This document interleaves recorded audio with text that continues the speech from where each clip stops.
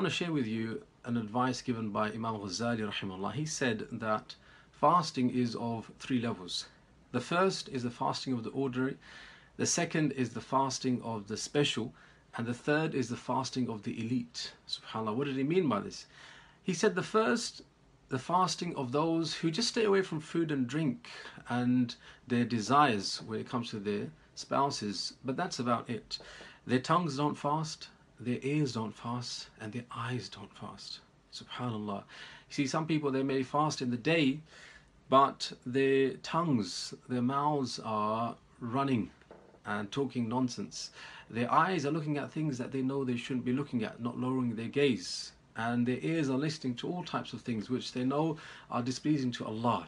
And here the Prophet said in an authentic hadith, كَم مِّن صَائِمٍ لَيْسَ لَهُ مِن صِيَامِهِ إِلَّا الْجُوعُ وَالْعَطَشِ. How many people out there who fast and yet all they get from their fast is hunger and thirst? You see, fasting, my dear brothers and sisters, is supposed to be a physical exercise that brings a spiritual fruit. Anyone know the name of the spiritual fruit?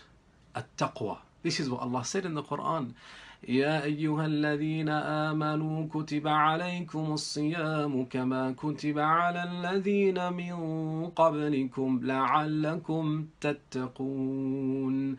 Believers, fasting has been written for you, just like it was on those before you, so that perhaps you may attain at-taqwa, this spiritual fruit of the heart, which is about being able to control your urges and impulses to do something haram, to hold back on that impulse for the sake of Allah, and thereby guarding yourself from the anger and the punishment of Allah subhanahu wa ta'ala. This idea of fasting, staying away from food and drink, which breaks your desires, and what it does, it weakens your appetite, producing this spiritual fruit, the ability to say no to impulse, the ability to say no to shaitan. This is a skill of the pious. The ability to say no when everyone else says yes, the ability not to cave into your desire. This is the impact fasting is supposed to have. And that's why the first level of the ordinary is nothing special. Because many people out there, they can stay away from food and drink for a few hours, but how many people can stay away from listening to their impulses and the wiswas of shaitan? So this is the first category of the ordinary. Brothers and sisters, you are way too smart to fall into such a lowly form of fasting. Aspire to either number 2 or number 3. What is number 2? It is the fasting of the special. Imam al-Ghazzāli said, this is the fasting of the ones who not only stay away from food and drink and desire, but their tongues fast for the sake of Allah. They think before they speak. They think about where they're going to go, how they're going to spend their time, and they are cautious about what they look at. This is a special kind of fasting, and it is the type of fasting that is more valuable and beloved to Allah subhanahu wa ta'ala. What's next though? Could there be anything more than this? He said yes. The third category is the fasting of the elite. He said this is the fasting of the prophets. He said not only do they fast like the ordinary, not only do they stay away from sinning with their eyes, their tongues and their ears, but also their hearts fast as well. Their hearts fast, he said, from having concern with every worldly matter, instead focusing their hearts solely on Allah subhanahu wa ta'ala. Subhanallah. Very difficult. Yeah, very difficult to spend that day of fasting thinking about nothing to do with the dunya, only Allah subhanahu wa ta'ala. Actually, it's not that difficult. Especially the first few days when you're fasting, the hunger strikes. You feel that, the pangs of hunger. In those moments, remind yourself about why you're fasting. You are fasting for Allah.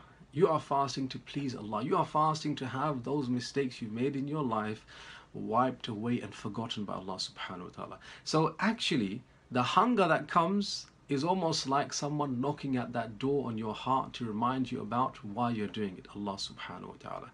My brothers and sisters, let us aspire to have a better Ramadan, a greater Ramadan.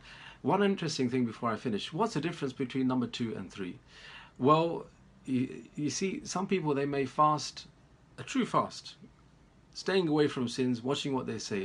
But isn't it possible that this person, he spends his whole day or she spends a whole day fasting, only thinking about the meal that they're going to enjoy in the evening, spending countless hours in preparing for it, trying to make it extra special, thinking about that huge mountain of samosa that they're going to plow through as soon as the clock strikes that time.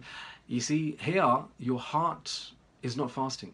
Your heart is thinking about what? It's thinking about enjoying itself when that moment comes.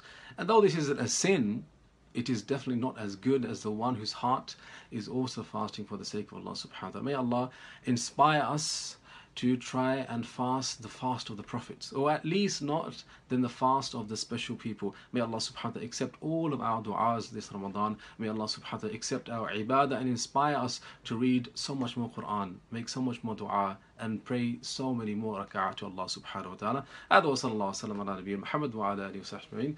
جزاكم الله خير. بارك الله فيكم.